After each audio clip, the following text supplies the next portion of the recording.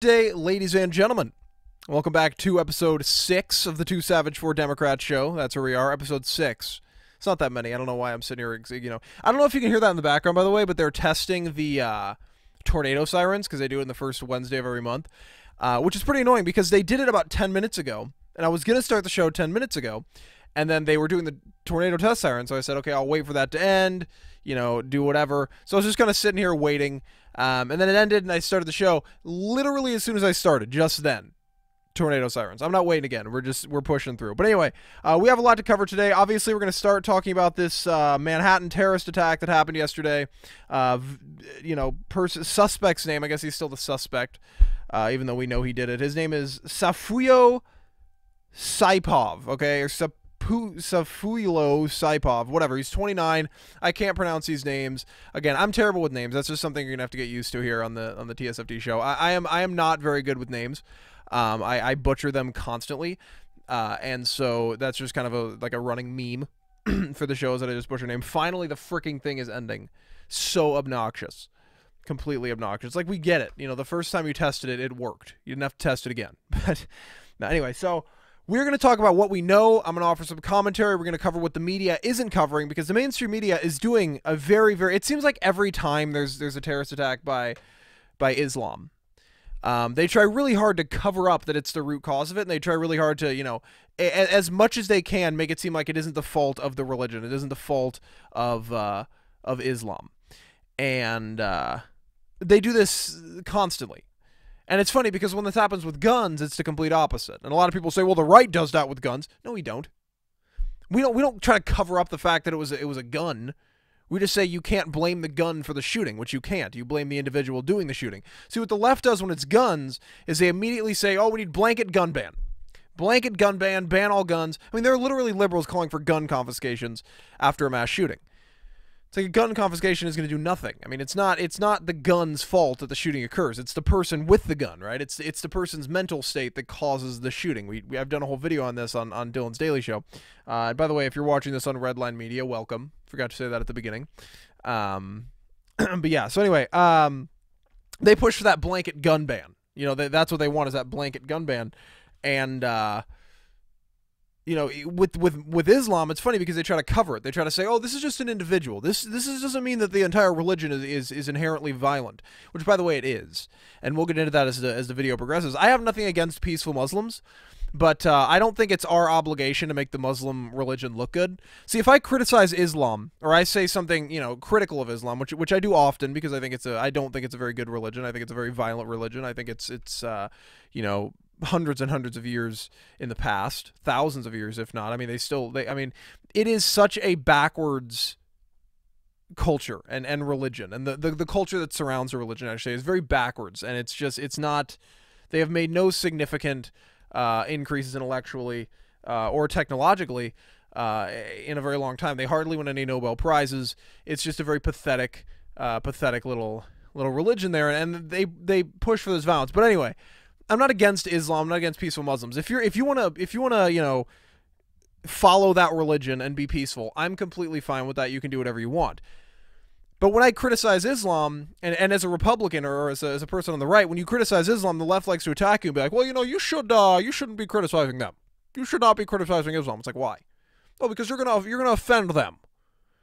I don't care, right? That's their problem. If the peaceful Muslims within the Muslim religion are offended, then why don't they take action by stopping the violent aspects of their religion? They should work to prevent that from that cancer within their religion from spreading.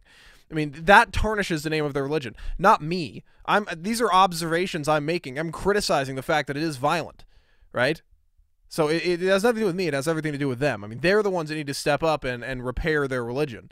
So if they're offended, then they should be doing something about it. I don't have an obligation to censor myself because they can't fix their own religion, right? That's just stupid. Now, officials are calling it a terrorist attack. Now, if you look at the news, by the way, they're all saying that, they're like, oh, he rented the truck, he rented the Home Depot truck, which he did. He plowed down the West Side Highway in a bike lane that runs along the West Side Highway. The pickup smashed into a school bus before the driver jumped out and was shot by police officers.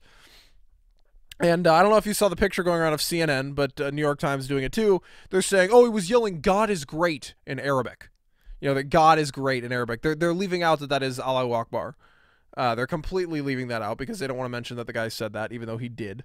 And they want to say God is great because it makes it kind of disassociates it with Islam, which is the root problem. And we've been saying that for a long time. But anyway, let's talk about what we know. What do we know? Because that's important here. Officials are calling it a terrorist attack, but Governor Andrew Cuomo, this is from the New York Times, but Governor Andrew Cuomo said at the briefing, quote, "There's no evidence that suggests a wider plot or wider scheme." He said the episode was, quote, "the action of one individual who meant to cause pain and harm and probably the death and the resulting terror."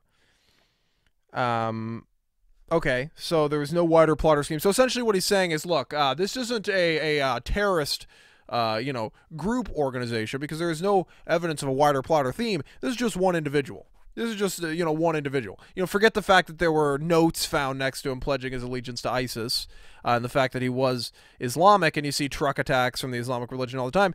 In fact, ISIS has called for individuals to utilize trucks and to plow through people. They've called for this. And so there is a wider plot or scheme. It's the fact that ISIS has called for this, and now people are doing it. That's the wider plot here. This attack in particular may have only been one individual, but the fact that ISIS has called for these sort of attacks indicates that there is a wider plot or scheme. So, but again, what do you expect from the left at this point? Let's be completely clear. What do you expect from the left? Do you really expect them to be fair about this attack and come at this, with an objective mind? Oh, hey, look, maybe Islam is the problem. Like, no. They're going to be biased like they are every single time a Muslim comes out and does something like this. They're going to pretend like it doesn't exist. They're going to pretend like it doesn't happen. They're going to pretend like it's just one individual. Well, this is just one individual. Like, this does not represent an entire problem with an entire religion that's, been doing this for thousands of years. Was rooted in conquering. Muhammad was a conqueror. This has nothing to do with that. It's just, they're going to completely ignore it because they want these people to come into the country. By the way, this guy came in on a diversity visa, which Donald Trump opposes. So it'll be interesting to see where, how the left tries to support that now. Look, I don't have a problem with diversity. Diversity is fine. Anybody can come. But when it starts putting innocent Americans at risk, that's when I have an issue.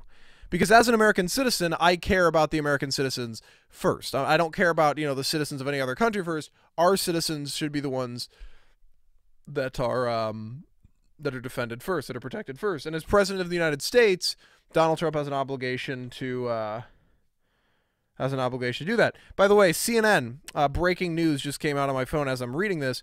New York terrorist suspect planned attack for a number of weeks, appears to have followed instructions put out by ISIS, according to the New York Police Department. So right there, following instructions put out by ISIS. Andrew Cuomo yesterday, now I understand he didn't have all the information, but he said there's no evidence to suggest a wider plot or scheme. He came out and said that right off the bat as if to defend that. I just got a notification from CNN, right here. You can see it. Right? New York terror suspect planned attack for a number of weeks and appears to have followed instructions put out by ISIS. All right, I wasn't making that up. I just got it right there. So there is a wider plot or scheme, and that's the perfect time for that notification to pop up. But anyway, let's move on. The driver, obviously, we said his name before. He was 29. He was shot in the abdomen and was in critical condition Tuesday night. He was in surgery, and then he was recovering. Authorities said he came to the United States in 2010 and was a permanent legal resident. 3 officials said Mr. Sapov had previously come to the federal authorities' attention as a result of an unrelated investigation. I think that was in 2015. Federal law enforcement authorities took the lead in the investigation. 2 law enforcement officials said the investigators discovered a handwritten notes in Arabic near the truck that indicated the allegiance to the Islamic State.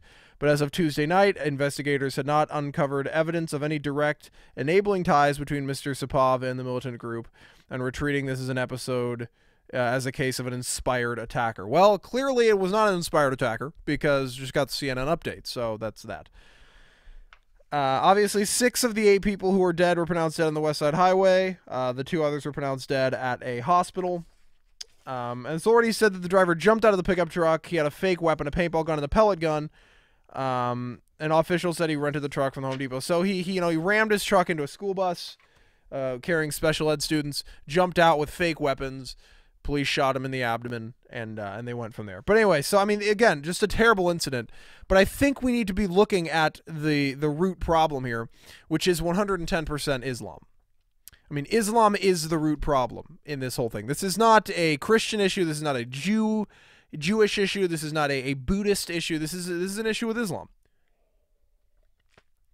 And the quicker we come to terms with that, the quicker we can solve the problem. The quicker you recognize what the problem is, the quicker you can solve it. And I think that's what we do. I mean, look at what liberals do with guns. They try to say it's the guns. I mean, look at the cities with the highest amount of gun control. So much gun violence. Look at Chicago, Chirac, right? Massive amounts of gun violence. They have strict gun control. Massively strict gun control. And there's still a massive amount of gun violence because you're addressing the problem incorrectly. The problem is not guns. All right? The problem is not guns. It's never been guns. But anyway, let's move on here. I mean, we all know. I have talked about this, you know, a numerous amount of times on the show. And I've covered this. And I think Islam is a cancer to society. I think it's, honestly, it's rooted in violence. And I think if the peaceful Muslims out there, the ball's in their court. They're the ones who have to fix their religion. If they are so concerned about how we perceive their religion, they're the ones that have to do something about it, not us. I don't have an obligation, right? I'm not a Muslim. I can call them out for their crap, but I don't have an obligation to fix it. I have an obligation to defend myself from violent Muslims, but not fix it. They're the ones that have to do that because they're part of the religion, just like we would be expected to do as a Christian. If there were Christians out there committing violent acts in the name of God, in the name of Jesus Christ, Christians would be expected to step up and fix that problem themselves. The media would be all over Christianity because it's Christianity. That's what they want. If there was a white Christian male, God forbid he was a Republican, that went out there and committed a terrorist attack, the media would jump all over. Oh, look at that, a white Christian male. He's a white Christian male. He believes in Jesus Christ. He's the Son of God, and you know he is a white Christian male. And it would blow up all over the place. But then it's Islam. It's like, well, you know, the guy was shouting "God is great" in Arabic. Don't want to say what that actually means, but that's what he was shouting. Now again, this is not an ISIS-inspired attack. This is just one person being stupid. No, I get it. There are peaceful Muslims, like I said. I'm not saying that all Muslims are bad. Sorry, I got something on my phone there, so I thought it was another breaking news. I'm not saying all Muslims are bad, but there's a huge problem within the religion. And again, I've spoken about this ad nauseum, so just going to move on. But anyway, I have an interesting story here talking about the U.S. adding jobs in October. So it was expected that the U.S. was only going to add 200,000 jobs in October, but it ended up being 235,000 because Donald Trump is just a jobs machine. The number of private sector jobs created in October rose more than expected, with construction jobs surging in the wake of the destructive hurricanes Harvey and Irma. The ADP National Employment, showed private sector businesses added 235 jobs in the month. ADP was expected to show private sector, like I said, 2,000 jobs in October, up from 135 in September. Goods-producing companies benefited strongly with 85,000 new jobs, 62,000 of which came from construction and manufacturing, also saw 22,000 positions added. Overall, the service sector accounted for the bulk of the jobs creation, adding 150,000 jobs. Professional and business services added the most new positions, up 109,000. Job losses were seen in the trade, transportation, and information sectors, as well as education. Leisure and hospitality contributed 45,000 to the total, while healthcare and social assistance grew by 44,000. In terms of business size, jobs gains were spread evenly, with companies that have more than 500 employees hiring 90,000, with those fewer than 50 adding 79,000. More of the story, we're seeing pretty good news in terms of job growth. Remember, Donald Trump came into, I'm going to be the best jobs president that God ever created. I will be the best jobs president that God ever created. Remember, he ranted and raved about that, and he's doing a pretty good job. I mean, honestly, like, I think Donald Trump, in terms of like adding jobs, in terms of getting rid of regulation, I think he's doing a fantastic job. The only flaw that I see with Donald Trump is that he is having trouble passing anything legislatively, and I think that's just because he isn't he's not really prepared for that kind of. He doesn't understand the politics. He doesn't understand the politics, right? And this isn't, I'm not criticizing Trump. I'm not saying that I don't support Trump. A lot of people, the minute you say anything negative about Trump, it's like, well, you just don't support him anymore. This is a movement. You have to support. No, I still support Trump, right? I was one of his earliest supporters. I came out for him. He retweeted me supporting him, like I've said numerous times, back in April of 2015. So, I mean, I very much support Donald Trump.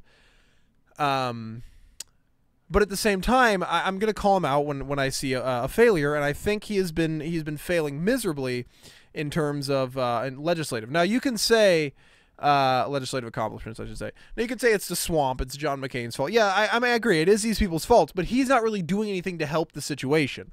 And when you treat lightweight Bob Corker, like, do you really think that's going to help you get things passed? John McCain, not a war hero. Like, these aren't going to help him get things passed. Now, I don't think, just because John McCain served in Vietnam, I don't think you have to praise him on everything he does. But I think Donald Trump, adds fuel to the fire in a lot of circumstances, which doesn't really help his case in getting things passed in the legislative branch. But anyway, I think he's doing a good job in terms of jobs. We've got the wall prototypes out. He's limiting regulation, talking about lowering taxes, and I'm pretty happy about that. I think it's good. Now I want to talk about the outbreak of the bubonic plague, or the Black Death, which I don't know if you guys have heard about this, and I know this isn't political, but I want to talk about it anyway, because there is a massive outbreak of the bubonic plague in Madagascar, and officials are saying it could last another 6 months, and the rainy season is coming, which means it could spread even faster. At least 128 people have been killed, and more than 1,300 affected by the deadly strain of the medieval disease.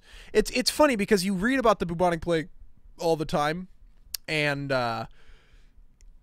most people are like, oh, it's gone forever. Now, these people are idiots. We're going to talk about the way this virus started spreading. But these people are just such idiots at how they're doing this. But, one of my biggest fears, and this is one of the big things, is an outbreak. I think an outbreak would be devastating for the world. Because if you think about we had the Spanish flu, in between World War I and World War II, and that killed more people than World War I and World War II. The Spanish flu was absolutely brutal. And that was back in 1913 or whatever. I mean, it was just absolutely insane. I mean, I don't remember exactly when it was. I think it was 1913, 16, whatever, somewhere around there. It was in between World War I and World War II. I can't remember the exact year. I think it was 1913. I mean, I guess I could, we're going to look it up right now. Because why not? What else are we going to do, right? Let's see. What year was the Spanish flu outbreak? So I can't do 1918. Okay, whatever. Someone was probably sitting there idiot when I was doing that. But whatever, I don't really care. But anyway, yeah, 1918. And it was terrible. That was without modern transportation. Imagine now that we have modern transportation. Someone gets on a plane, flies somewhere else, everybody on that plane has now been exposed. They go somewhere. It's just insane. If they've got a connecting flight, they switch flights. It's going. So that is the capacity for a disease to spread now in 2017 is absolutely insane. It's huge. I mean, the capacity for a disease to spread is so much easier now. So an outbreak does concern me. I think more so than a nuclear war. An outbreak concerns me, but again, that's beside the point. We can talk about this. So 128 people, like I said, have been killed, and 1,300 have been infected. The World Health Organization told the Phoenix Sun, "We cannot say with certainty that the epidemic has subsided. We are about 3 months into the epidemic season, which goes on until April 2018. And because the disease can be spread easily through a cough or a sneeze, experts are fearful just one traveler could take the infection with them to Africa's mainland or even nearby Brit honeymoon paradises." And that's what I was just saying. I mean, you've got problems with it spreading easily. I mean, you could easily turn this into. This is the bubonic plague. I mean, this is something you don't want to mess around with. This killed so many people back in the day, back in medieval times. So this is not something. I don't know why my hat always looks crooked. I hate wearing hats. I don't usually wear hats. I just my hair is insanely long right now, and I haven't had time to go get a haircut. So I've had to wear hats to cover it up, because otherwise, I mean, it's just I am so nitpicky about my hair. I like my hair to be short and just easy to maintain and handle. I hate when it gets long and you have to do a bunch of stuff. I don't like to take time on my hair. I want to take the least amount of time possible on my hair. And if I were a woman, I would have one of those dyke haircuts, those short dyke haircuts. I cannot stand long hair, but I am digressing again big league. So, anyway, yeah. So WHO has issued alerts for 9 countries surrounding Madagascar where the outbreak has occurred. Now, apparently, how this started spreading is because there's a tradition in these areas in Madagascar and areas around Madagascar where relatives dig up their dead relatives. All right, so these people dig up their dead relatives and then dance with them in the streets and then rebury them again. Are you an idiot?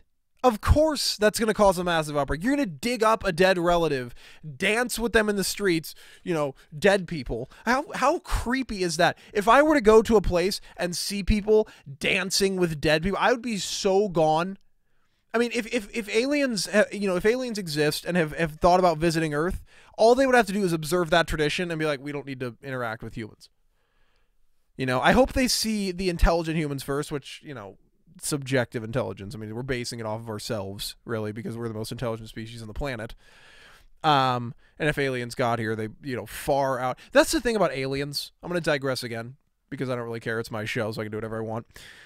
A lot of people talk about, like, if aliens invaded us, they would attack us. Really? What's the point of attacking us? If aliens have the technology to get here, I'm sure they found another energy source other than oil. I mean, what do we have on Earth that would be beneficial to them? I mean, I suppose they could just destroy us, but it'd take like 5 minutes. You know what I mean? It'd like be us destroying an ant colony. You don't walk around and like crush every single ant colony you see, even though we could easily do it. It's just like we have nothing to gain. I mean, we don't go digging in the ant colony for their little crumbs of food because we have efficient ways of getting our own food. So we don't need to go steal food from ants. Same thing. I don't think that aliens would use oil as an energy source. I don't think any of the, the minerals or anything that we have, valuable things on Earth, they couldn't find somewhere else. I just don't think there's any reason. So if aliens do exist, I doubt they'd visit our... If they do exist and have the capacity to come to this planet, I doubt they would. There's just really no reason for them to do that. And I've thought about this extensively, as you can tell. But anyway, yeah, no, and if they did visit and the first thing they saw was people in Madagascar digging up dead relatives and dancing with them in the streets, I can understand, right, why they might not come communicate with us or share their technology with us, because that would be... They're probably like, these guys are idiots. They don't deserve our technology. But yeah, so people, I mean, and then they try to be smart and say, hey guys, probably shouldn't be digging up your dead relatives and dancing with them in the streets. But of course, that doesn't stop people from doing it because it's, apparently the tradition is very important to them.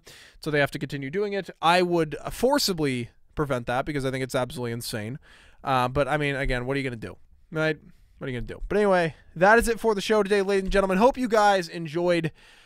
If you did, make sure you like and share. And don't forget to check out redlinemedia.org for articles and more podcasts.